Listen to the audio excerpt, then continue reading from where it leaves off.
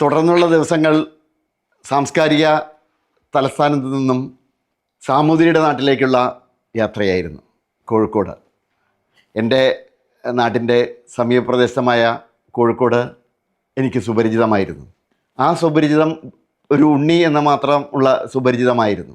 കാരണം അന്നൊക്കെ ഞാൻ എടുക്കുന്ന പടങ്ങൾ പലപ്പോഴും എടുക്കാനായി അല്ലെങ്കിൽ എടുത്തത് കൊടുക്കാനായി മാതൃഭൂമിയിൽ പോകാറുണ്ടായിരുന്നു. മാതൃഭൂമിയിലായാലും മാധ്യമത്തിലായാലും അങ്ങനെ ഒരു ബന്ധം മാത്രമുള്ള ഒരു സാധാരണക്കാരൻ ഉണ്ണിയുടെ കോഴിക്കോടൻ യാത്രകളായിരുന്നു. കോഴിക്കോടിൻ്റെ പഴയ കാലങ്ങളൊക്കെ തന്നെയും എൻ്റെ മനസ്സിൽ എന്നും ബാല്യകാലത്തിൽ ഉള്ള ദിവസങ്ങളായിരുന്നു. അന്ന് മൂർക്കോത്ത് കുഞ്ഞാപ്പ എന്ന് പറയുന്ന പഴയകാല ഒരു പത്രപ്രവർത്തകൻ കൂടിയായ മൂർക്കോത്ത് ഫാമിലിയിലെ മൂർക്കോത്ത് കുഞ്ഞാപ്പ സാറായിരുന്നു കോഴിക്കോട് മലയാള മനോരമയുടെ സാരഥ്യം അരുളിയിരുന്നത്. പിന്നെ കെ അബൂബക്കർ എന്ന് പറയുന്ന അബു സാർ എപ്പോഴും സ്നേഹനിർമ്മലമായ വാക്കുകൾ കൊണ്ടും സൗമ്യമായ സാന്നിധ്യം കൊണ്ടും അന്നും ഇന്നും എന്നും ഞാൻ ബഹുമാനിക്കുന്ന, ആരാധിക്കുന്ന, സ്നേഹിക്കുന്ന അബു സാർ. തുടർന്ന് എൻ്റെ ട്രെയിനിങ് പീരീഡ് കോഴിക്കോട് അല്ലെങ്കിൽ കോഴിക്കോടൻ ദിനങ്ങളായിരുന്നു. അന്നാണ് ഞാൻ എൻ്റെ നാട്ടിൽ നിന്ന് എന്നും ഞാൻ കോഴിക്കോട് ഓഫീസിലേക്ക് വരികയായിരുന്നു. ഇതിനിടയ്ക്കാണ് കോട്ടക്കൽ ഒരു സെമിനാറിൽ EMS നമ്പൂതിരിപ്പാട് ഉദ്ഘാടനം ചെയ്യുന്ന ഒരു സെമിനാർ, ഏതൊരു സംഘടനയുടെ സെമിനാറിൽ പങ്കെടുക്കേണ്ടി വന്നത്. കോട്ടക്കലായതുകൊണ്ട് തന്നെ കോഴിക്കോട് നിന്ന് ഓഫീസിൽ നിർദ്ദേശം കോട്ടക്കലിൽ നിന്ന് അത് എടുത്ത് EMSൻ്റെ പടം എടുത്തിട്ട് തിരിച്ച് പോന്നാൽ മതി എന്ന നിർദ്ദേശം. തിരിച്ച് വരുന്ന വഴിക്ക് യൂണിവേഴ്സിറ്റിയിലെ ചില അസൈൻമെൻറ്റും കൂടി തന്നിരുന്നു. അതനുസരിച്ച് ഞാൻ EMSൻ്റെ പടമെടുക്കാൻ കോട്ടക്കൽ ഔദ്യോഗികമായിട്ട് പ്രസ് ഫോട്ടോഗ്രാഫർ എന്നുള്ള തലത്തിൽ ഞാൻ കോട്ടക്കൽക്കാരുടെ മുന്നിൽ ആദ്യമായിട്ട് ഒരു ഫോട്ടോ ജേർണലിസ്റ്റായിട്ട് അവതരിക്കുകയായിരുന്നു. അത് ഇന്നും എനിക്ക് മറക്കാൻ പറ്റാത്ത ഒരു ഓർമ്മ തന്നെയാണ്. കോട്ടക്കൽക്കാരൻ്റെ മുൻപിൽ അത്രയും കാലം വെറുമൊരു ഫോട്ടോഗ്രാഫറായ ഞാൻ ഒരു ഫോട്ടോ ജേർണലിസ്റ്റായിട്ട് EMSൻ്റെ പടം എടുക്കുകയും തുടർന്ന് ഞാൻ കോഴിക്കോടേക്ക് തിരിച്ചു വരുന്ന വഴിക്ക് യൂണിവേഴ്സിറ്റിയിൽ ഇറങ്ങി അവിടുത്തെ ആ കെട്ടിടത്തിൻ്റെ ആർട്ടിക്കിളിൻ്റെ കൂടെ കൊടുക്കാനായിട്ട് നിർദ്ദേശമനുസരിച്ചിട്ടുള്ള പടം എടുക്കാൻ ശ്രമിക്കുന്നതിൻ്റെ ഇടയിൽ ഒരുപക്ഷെ തൃശ്ശൂരിൽ നിന്ന് ഉണ്ടായ അനുഭവം തന്നെ അവിടുന്ന് സെക്യൂരിറ്റി ഉൾപ്പെടെയുള്ള കുറേ പേര് ഓടി വന്ന് എൻ്റെ ക്യാമറ തട്ടിപ്പറിക്കുകയും എന്നെ ദേഹോദരമേൽപ്പിക്കുകയും വലിയ പ്രശ്നങ്ങൾക്ക് അത് തുടക്കമാവുകയും ചെയ്തു. പുറമേ നിന്ന് വന്ന കുറേ ആൾക്കാർ, അവിടെ യൂണിവേഴ്സിറ്റിയിൽ വന്ന കുറേ പേരാണ് ഒരുപക്ഷെ എന്നെ അന്ന് അവിടെ നിന്ന് രക്ഷപ്പെടുത്തി. അവർ ക്യാമറ തട്ടിപ്പറിക്കുക മാത്രമല്ല ആ റോൾ നശിപ്പിക്കാനുള്ള ശ്രമവും നടത്തിയിരുന്നു. എൻ്റെ ജീവിതത്തിലെ രണ്ടാമത്തെ ഒരു തിക്ത അനുഭവം അതുതന്നെയായിരുന്നു. എൻ്റെ ഓർമ്മയനുസരിച്ച് അന്ന് അസംബ്ലിയുള്ള സമയമായിരുന്നു. പിറ്റേ ദിവസം ഏറെ കോലാഹലം ഉണ്ടാക്കിയ ഒരു സംഭവമായിരുന്നു. പിറ്റേ ദിവസം പത്രവാർത്തകളിലും ഒക്കെ എനിക്കിപ്പോഴും ഓർമ്മയുണ്ട്. ET മുഹമ്മദ് ബഷീർ ഉൾപ്പെടെയുള്ള MLA മാർ തെറ്റായ അവരുടെ അതിക്രമങ്ങളെക്കുറിച്ച് അപലപിക്കുകയും തുടർന്ന് നേതാക്കന്മാരുടെ വിളിയും പോലീസ് അന്വേഷണവും കോഴിക്കോട് പ്രസ് ക്ലബ് മുൻകൈയെടുത്ത് അതിൻ്റെ അന്വേഷണത്തെ വേണ്ടത് ചെയ്യുകയും ഉണ്ടായി.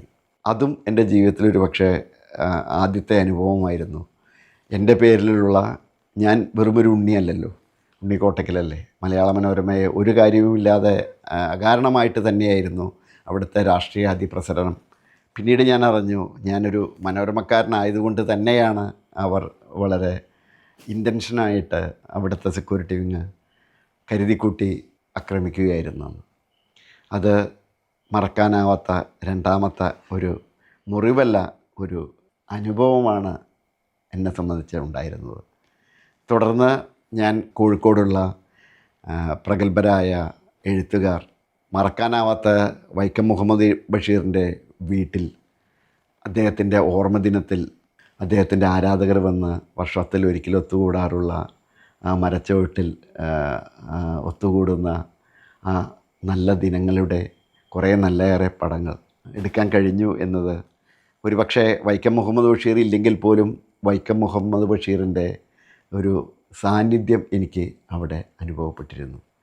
അതുമാത്രമല്ല, വൈക്കം മുഹമ്മദ് ബഷീർ ഒരിക്കൽ കോട്ടക്കൽ കടന്നു പോയപ്പോൾ, കോട്ടക്കൽ സ്റ്റുഡിയോയിൽ ഉള്ള സമയത്ത് അദ്ദേഹം അവിടെ റസാഖ് കോട്ടക്കലിനെ കാണാൻ കയറുകയും അന്ന് എൻ്റെ അച്ഛൻ അവിടെ ഉണ്ടായിരുന്നു. അപ്പോൾ കാഴ്ചയ്ക്ക് അച്ഛനും വൈക്കം മുഹമ്മദ് ബഷീറും രണ്ടുപേരും പ്രായമുള്ളവരാണ്. കുറേ നേരം അവരുമായി സംസാരിച്ചിരിക്കുകയും കുശലങ്ങൾ പറയുകയും ചെയ്തൊരു ഓർമ്മയുണ്ട്. അപ്പോൾ വൈക്കം മുഹമ്മദ് ബഷീർ എന്നുള്ള ആ ഒരു ലോകം കണ്ട എഴുത്തുകാരൻ്റെ മനസ്സിൽ അങ്ങനെ ഒരു ഓർമ്മ കൂടി എൻ്റെ ഉള്ളിൽ നിറഞ്ഞു നിന്നിരുന്നു. അദ്ദേഹത്തിൻ്റെ വീട്ടിൽ പോകുമ്പോൾ പലപ്പോഴും ആ ഓർമ്മകൾ എന്നെ നയിച്ചിരുന്നു. പിന്നെ യു എ ഖാദറായാലും കുഞ്ഞാണ്ടി, നെല്ലിക്കോട് ഭാസ്കരൻ, ശാന്താദേവി, എൻ പി മുഹമ്മദ് തുടങ്ങിയ വളരെ പ്രഗത്ഭനിരയായ സാഹിത്യകാരന്മാർ, എം ടി വാസുദേവൻ നായർ ഉൾപ്പെടെ എല്ലാവരുടെയും സാന്നിധ്യം അല്ലെങ്കിൽ അവരുടെ പടമെടുക്കാൻ കഴിഞ്ഞു. അതുപോലെ മാതൃഭൂമി എന്ന പത്രത്തിൻ്റെ ഈറ്റില്ലമായിരുന്നല്ലോ, അവരുടെ മദർലാൻഡ് എന്ന് പറയുന്നത് കോഴിക്കോടായിരുന്നു. പി വി ഗംഗാധരൻ സാറ് ഉൾപ്പെടെ പി വി ചന്ദ്രൻ ഉൾപ്പെടെ എല്ലാവരെയായിട്ടും ബന്ധം സ്ഥാപിക്കാനും സൗഹൃദം സ്ഥാപിക്കാനും കഴിഞ്ഞു എന്നുള്ളത് ഏറെ ചാരിതാർത്ഥ്യത്തോടു കൂടി തന്നെ ഈ അവസരത്തിൽ ഞാൻ ഓർക്കുകയാണ്. അന്ന് കണ്ണൂർ യൂണിറ്റ് തുടങ്ങിയിട്ടില്ല. കണ്ണൂർ യൂണിറ്റ് ബ്യൂറോ ആണ്. കണ്ണൂർ യൂണിറ്റിൽ ഫോട്ടോഗ്രാഫർ ആവശ്യമുണ്ടെന്ന് പറഞ്ഞിട്ട് ഞാൻ അവിടുത്തെ നിർദ്ദേശാനുസരിച്ച് ഞാൻ കണ്ണൂരിലേക്ക് ട്രെയിൻ കയറി പോകുന്നത്. സന്ധ്യ നേരത്താണ് ഞാൻ കണ്ണൂർ എത്തിയത്. ഓഫീസിൽ എത്തിയ ഉടനെ തന്നെയാണ് തലശ്ശേരിയിൽ ഒരു കെട്ടിടം, ഒരു മഴക്കാലമായിരുന്നു, ഒരു കെട്ടിടം തകർന്ന് വീണുകൊണ്ടിരിക്കുന്നു എന്നുള്ള വാർത്ത ആ ബ്യൂറോയിൽ എത്തുകയും വന്ന് ഇറങ്ങിയ എന്നോട് ഒട്ടും സമയം കളയാതെ തലശ്ശേരിയിലേക്ക് പോകണമെന്ന് നിർദ്ദേശം അനുസരിച്ച് റിപ്പോർട്ടർ സഹിതം ഞാൻ തലശ്ശേരിയിലേക്ക് പോകുന്നു. കേട്ടറിവ് മാത്രമുള്ള തലശ്ശേരി ടൗണിലെ ജംഗ്ഷനിൽ ഇന്ന് ഓർക്കുന്നുണ്ട്. ജംഗ്ഷന് സമീപമുള്ള സ്ഥലത്ത് ബസ് ഇറങ്ങി എത്രയും പെട്ടെന്ന് എത്താൻ പറ്റുമോ അത്രയും പെട്ടെന്ന് ഞാൻ ഓടി അവിടെ എത്തി. അവിടെ ഒരു യുദ്ധസമാനമായ രാത്രിയാണ്. വെളിച്ചം നന്നേ കുറവ്, പല ലൈറ്റുകളും മങ്ങിയിരുന്നു. ഓടിക്കിതച്ച് അവിടെ എത്തിയപ്പോൾ അവിടെ മുഴുവൻ ഫയർഫോഴ്സിൻ്റെയും പോലീസിൻ്റെയും നിയന്ത്രണത്തിലായിരുന്നു. അപ്പോഴും മഴ പെയ്തുകൊണ്ടിരിക്കുകയായിരുന്നു. അപ്പോഴും കെട്ടിടം ഇടിഞ്ഞ് വീണുകൊണ്ടിരിക്കുകയായിരുന്നു. എന്താണ് മുന്നിൽ നടക്കുന്നത് അറിയാതെ ചെറുപ്പത്തിൻ്റെ അല്ലെങ്കിൽ യുവത്വത്തിൻ്റെ അല്ലെങ്കിൽ ആ ഫോട്ടോ ജേർണലിസത്തിൻ്റെ ആ ഒരു ഉത്സാഹത്തോടു കൂടി ഞാൻ അവിടേക്ക് കുതിക്കുകയായിരുന്നു. കുതിച്ച് കാണുന്നതൊക്കെയും തന്നെയും ഫയർഫോഴ്സിൻ്റെ ഇത്തിരി വെട്ടത്തിലായിരുന്നു രക്ഷാപ്രവർത്തനങ്ങൾ നടന്നിരുന്നത്. കാണുന്ന പടങ്ങളൊക്കെ എടുത്ത് ഞാൻ അറിയാതെ തന്നെ ആ കെട്ടിടത്തിൻ്റെ മുകളിലേക്ക്, ഇടിഞ്ഞുകൊണ്ടിരിക്കുന്ന കെട്ടിടത്തിൻ്റെ മുകളിലേക്ക് ഞാൻ കയറിപ്പോവുകയായിരുന്നു. കാരണം പോലീസിനും ഫയർഫോഴ്സിനും അനിയന്ത്രിതമായ തിരക്ക് കാരണം രക്ഷാപ്രവർത്തനങ്ങൾ എപ്പോഴും തുടർന്നുകൊണ്ടിരിക്കുന്ന ഒരു അവസരമായതുകൊണ്ട് തന്നെ ആ ആൾക്കൂട്ടത്തിൻ്റെ ഇടയിൽ ഞാൻ മുകളിലേക്ക് കയറുന്നത് അവരുടെയും ശ്രദ്ധയിൽ പെട്ടില്ല. എന്നെ സംബന്ധിച്ച് ഏറ്റവും മികച്ച ഒരു പടം ദുരന്തത്തിൻ്റെ ആയാലും പകർത്തുക എന്നുള്ള ജീവിതത്തിൽ ആദ്യം കാണുന്ന അനുഭവമായതുകൊണ്ട് തന്നെ ഞാൻ ആ കെട്ടിടത്തിൻ്റെ മുകളിൽ കയറി പടം എടുക്കാൻ ശ്രമിക്കവേ വഴുതി പോകുന്നുണ്ട്, ഗ്രിപ്പ് കിട്ടുന്നില്ല ഒക്കെ ഞാൻ മനസ്സിലാക്കുന്നുണ്ട്. എങ്കിലും എൻ്റെ മുന്നിൽ ഒരൊറ്റ ലക്ഷ്യം മാത്രമേ ഉള്ളൂ, നല്ലൊരു പടം എന്നതിൽ കവിഞ്ഞ് ഞാനൊന്നും ചിന്തിച്ചില്ല എന്നുള്ളതാണ് സത്യം. ഫയർഫോഴ്സുകാർ ഏറെ ബഹളം വയ്ക്കുന്നുണ്ട്. പിന്നീട് മനസ്സിലായി അവർ എന്നെ ചൂണ്ടിയാണ് ഈ ബഹളം വയ്ക്കുന്നത്, ഇറങ്ങാൻ പറയുന്നുണ്ട്. ഞാൻ നോക്കുമ്പോൾ ഞാൻ നിൽക്കുന്ന ആ കോൺക്രീറ്റിൻ്റെ ആ ഒരു പീസ് അടർന്നുകൊണ്ടിരിക്കുകയാണ്.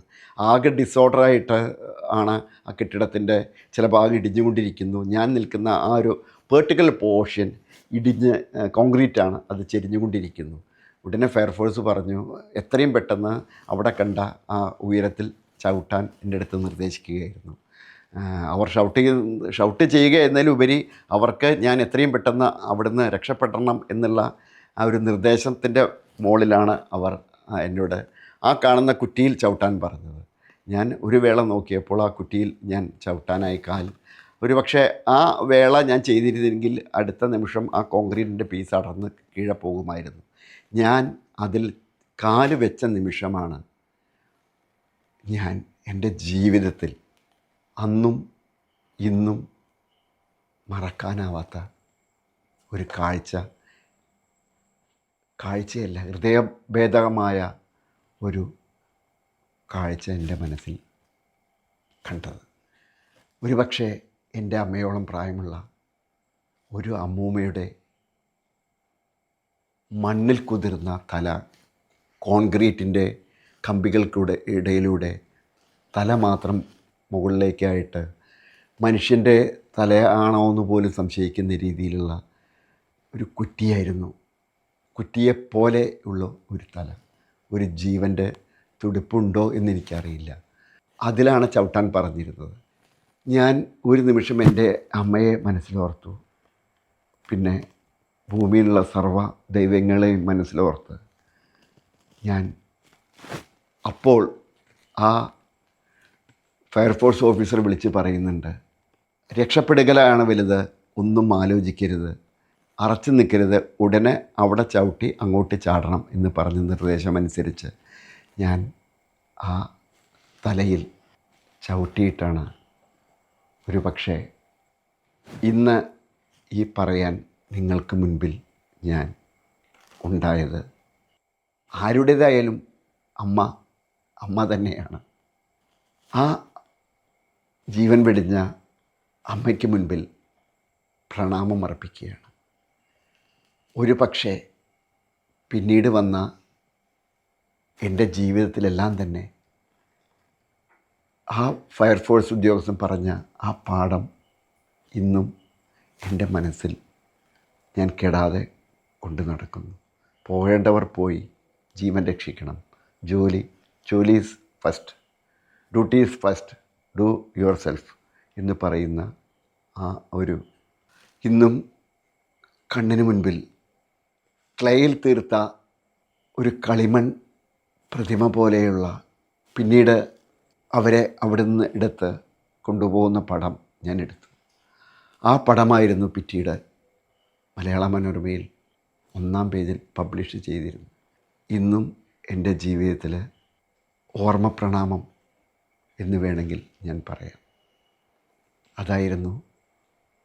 തുടർന്ന് എൻ്റെ ജീവിതത്തിൽ 30 വർഷത്തിലേറെ ഒരുപാട് മരണങ്ങൾ, ഒരുപാട് ദുരന്തങ്ങൾ, ഒരുപാട് സംഘർഷങ്ങൾ, ഒരുപാട് മൃത്യു, ഒരുപാട് ഛിന്നഭിന്നമായ മനുഷ്യ ശരീരങ്ങൾ, കുഞ്ഞുങ്ങൾ എല്ലാം കടന്നു പോയിട്ടുണ്ടെങ്കിലും അതൊക്കെ വിസ്മൃതിയിലായപ്പോഴും ഇന്നും ഞാൻ ആ അമ്മയെ എൻ്റെ അമ്മയായി തന്നെ കാണുന്നു, കേൾക്കുന്നു, അറിയുന്നു.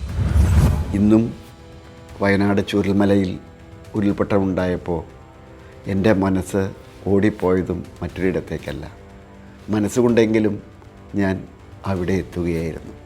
കാരണം 25 വർഷം മുൻപോ ഉണ്ടായ അതേ സാഹചര്യവും സാധ്യതകളും ഇന്ന് വർഷങ്ങൾ പിന്നിട്ടും അതുപോലെ ആവർത്തിച്ചു കൊണ്ടിരിക്കുന്നു.